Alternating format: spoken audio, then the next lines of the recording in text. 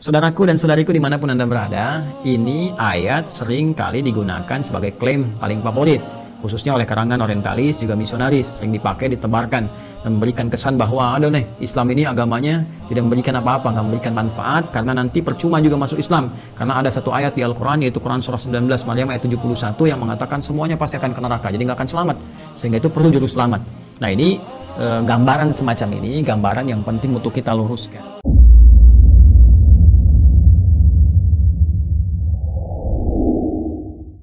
Assalamualaikum warahmatullahi wabarakatuh. Mohon izin bertanya Ustaz Adi. Baik, silakan. Mengenai ayat Al-Quran di Quran surah Maryam ayat 71, apakah itu ditujukan untuk semua umat termasuk muslim atau hanya umat non muslim? Mohon penjelasannya Ustaz. Terima kasih, senantiasa sehat, selalu diberkahi Allah Subhanahu wa taala. Untuk Ustaz Adi beserta keluarganya dan timnya. Assalamualaikum warahmatullahi wabarakatuh. Semoga Allah memberikan kemuliaan lebih dari apa yang Anda sampaikan kepada kami, menjaga Anda dan berikan hidayah dan taufik kepada kita dengan penjagaan yang terbaik. Saudaraku dan saudariku dimanapun Anda berada, ini ayat sering kali digunakan sebagai klaim paling favorit, khususnya oleh karangan orientalis juga misionaris, sering dipakai, ditebarkan, dan memberikan kesan bahwa Islam ini agamanya tidak memberikan apa-apa, nggak memberikan manfaat, karena nanti percuma juga masuk Islam. Karena ada satu ayat di Al-Quran, yaitu Quran surah 19 Maryam ayat 71 yang mengatakan semuanya pasti akan ke neraka, jadi nggak akan selamat, sehingga itu perlu juru selamat. Nah ini gambaran semacam ini, gambaran yang penting untuk kita luruskan. Tapi kita memang memahami, karena kebanyakan mereka memang tidak mengerti Al-Quran, ya, tidak membaca dengan baik, tidak memahami. Untuk itu kita ajarkan supaya mau belajar, ya. Quran surah ke-19 Maryam ayat 71 itu terangkai, ya, dengan ayat-ayat sebelumnya, ayat 70, ayat ke-69, ayat ke-68, bahkan ke ayat ke-67-nya. Penting untuk saya sampaikan kawan-kawan sekalian bahwa cara membaca Al-Quran itu, caranya ada yang disebut di rumus tafsir dengan 2S 1L. Ya, 2S 1L. 2S itu rumusnya siyak. Siyak itu ayat yang sedang kita baca, ya. Misal kita sedang baca nih Quran surah Maryam surah 19 ayat 71. Kemudian kita lihat lagi setelah siyak apa? Ya, sibak.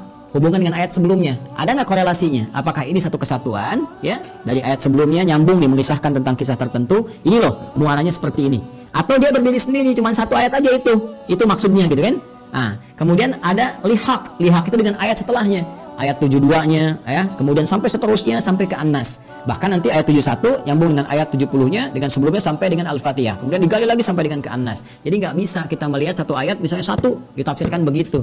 Nah, sekarang kita cek dulu teman-teman sekalian. Yuk, bahkan dari ayat 67, 68, 69, 70 sampai dengan 71, bahkan 72-nya kita bisa cek di dalamnya. Nah, ini rangkaian ayat ini sedang mengisahkan orang-orang yang sangat ingkar kepada Allah dalam kehidupan dunianya. Bahkan di ayat 69 yang tegas Allah mengatakan tsumma lananzi'anna min kulli syi'atin ayyuhum asyaddu 'ala ar-rahmani 'itiyya. Ya, kata Allah, kelompok-kelompok yang keras ini saat di dunianya ini, yang keras membangkang kepada Allah, menyalahi perintah-perintah Allah Subhanahu wa taala. Bahkan kalimatnya begini, indah sekali dalam Al-Qur'an. Asyaddu 'ala ar-rahmani 'itiyya. Ya, Allah telah menyampaikan kalimat diksi yang sangat indah, yang sangat luar biasa, ya. Tsumma lananzi'anna min kulli syi'atin ayyuhum asyaddu 'ala rahmani 'itiyya, sebelum sampai ke ayat 71-nya. Ya, Allah menyampaikan di ayat 69-nya, ya. Pertama ada diksi Ar-Rahman. Ya.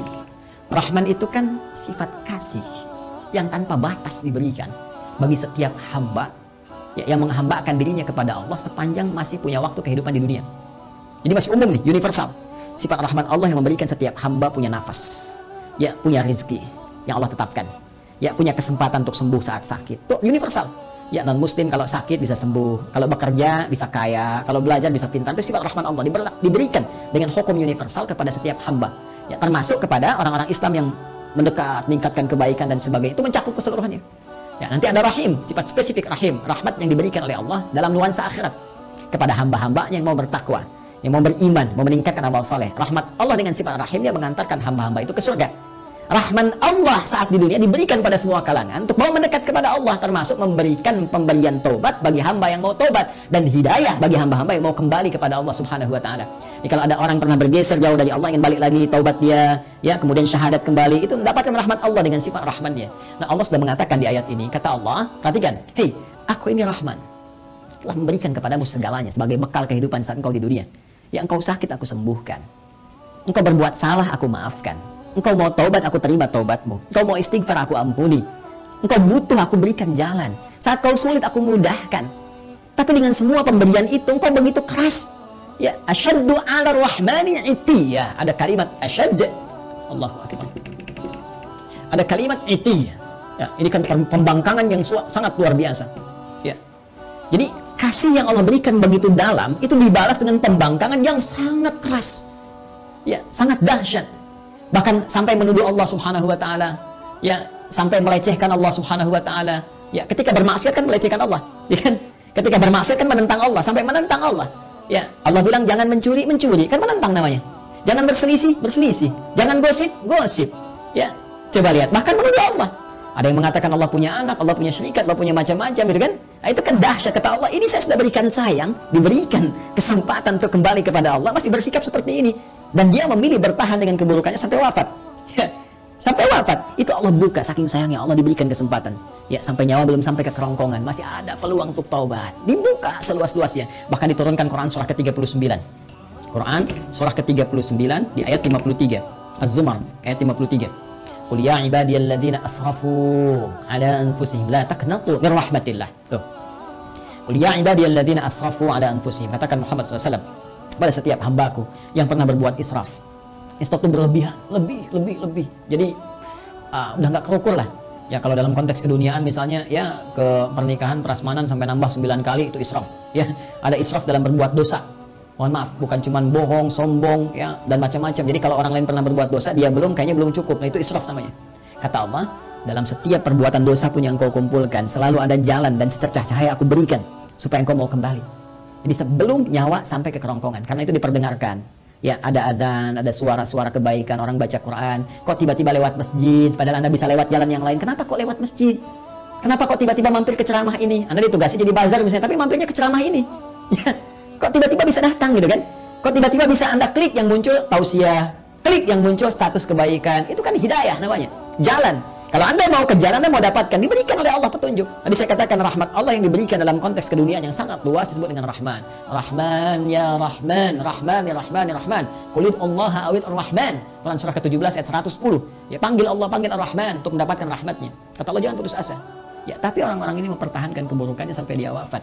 Ya, kalau sudah wafat tidak ada jalan lain. Keadilan Allah itu harus berlaku. Ya, keadilan Allah harus berlaku. Maka apa yang terjadi pada orang-orang semacam ini, maka akan dikumpulkan nanti saat hisab.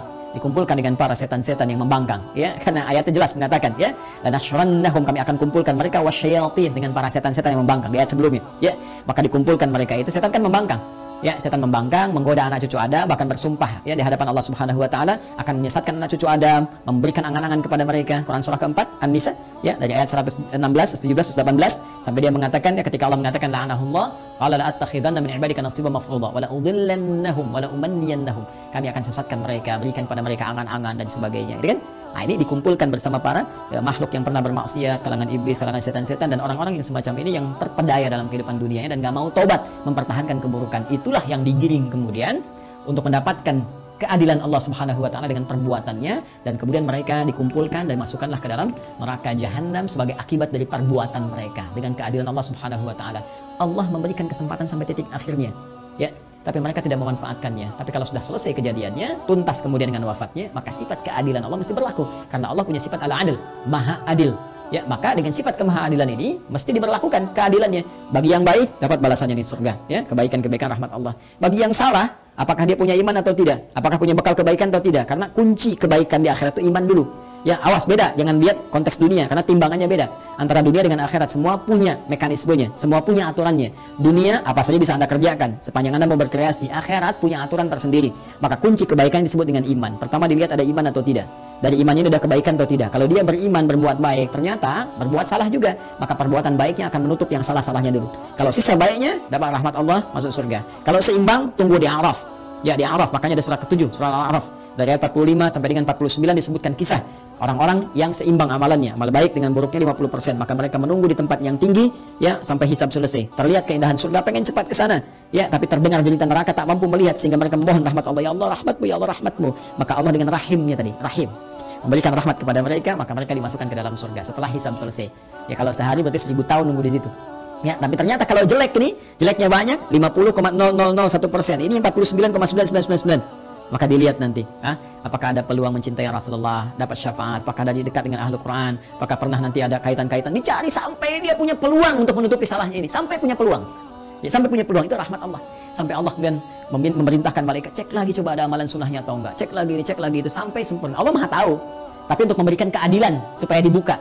Ya, mudah bagi Allah mengatakan sudah nggak ada peluang, masukkan neraka, mudah. Tapi ketika Allah katakan buka catatannya, perlihatkan kepada dia, terbuka semua, sehingga semua potensi kesadaran dia, pemahamannya, dan tidak ada hujah lagi di hadapan Allah karena semua dibuka dengan semua bukti-buktinya. Jelas ya? Nah, kalau dia tidak mendapatkan ini semua, maka dia masuk ke dalam neraka sampai selesai batasan kejelekannya, lalu dengan rahmat Allah diangkut, dia dimasukkan ke dalam surga.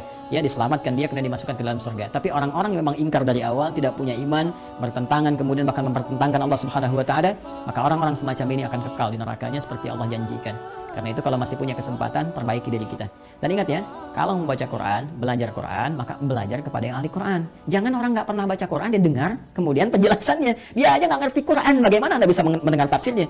Ya, mendengar penjelasannya. Ini kan agak aneh cara berpikirnya. Jadi kalau ada orang-orang yang tidak beriman atau tidak mengetahui Quran, kemudian memberikan gambaran-gambaran, termasuk orang-orang liberal misalnya, ya, yang nggak ngerti Quran, nggak paham cara menafsirkan Quran, nggak mengerti kandungannya, baca Quran aja jarang misalnya kan, bicara tentang isi Quran itu nggak usah didengar. Nggak usah didengar. Ya, dulu pernah ada penjelasan bahwa ini semua orang nih, semua agama berpeluang semuanya masuk surga. Ya, walaupun beda-beda keyakinan, cuma punya satu Tuhan yang sama, walaupun caranya beda-beda. Lalu seenaknya mengambil potongan ayat Quran. Diambil Quran surah kedua Al-Baqarah di ayat 62. Ya, paling kiri sebelah atas. Innal ladzina amanu wal ladzina hadu wan nasara was-sabiin. Sampai situ dipotong. Ini dalilnya nih. Orang beriman, ya, orang Yahudi, orang Nasrani, orang Sabiin, ya kan? Penyembah bintang gemintang dan sebagainya. Ini dalilnya, tapi dia nggak teruskan. Man amanahnya nggak diteruskan. Man amana billahi wal yawmil akhir wa amila salihah. Sepanjang mereka beriman kepada Allah. Maksud Allah ingin menyampaikan bahwa semua hamba-hamba Allah ini, apapun yang ia kerjakannya, sepanjang mereka beriman dan beramal saleh. Ya, misalnya tadi yang dari kalangan Muslim, ya, kemudian dari kalangan Nasrani, dari kalangan Yahudi, dari kalangan Sabiin, dari semua, Allah nggak akan bedakan semua mereka kalau mereka mau beriman. Artinya apa? Minta dulu semua beriman. Ya, asyhadu an la ilaha illallah, asyhadu anna muhammadar rasulullah, yakin dengan Allah, tinggalkan semua hal kecuali apa yang telah Allah tetapkan kepada mereka. Menyembah hanya kepada Allah, salat kepada Allah, baca Quran dengan baik dan beramal sesuai petunjuk Allah. Makanya di ujungnya ada wa amilas salihah. Ya. Baik, itu penutupnya, balu lahum ajrum inda rabbihim wala khaufun 'alaihim wala hum yahzanun. Mereka dapat balasan pahala, termasuk hilang dari kesedihan-kesedihan mereka. Karena itu hati-hati ya kalau mengaji, baca-baca di di Google, di Facebook misalnya, atau di YouTube dan sebagainya. Coba pastikan dari siapa Anda mengambil ilmu, dilihat ya. Kalau meragukan ya tinggalkan, kemudian cari penjelasan-penjelasan yang baik. Ya, penting ngajinya juga harus diperjelas, ilmu sorofnya dipertajam ya. Tabayatubu YouTuban gitu.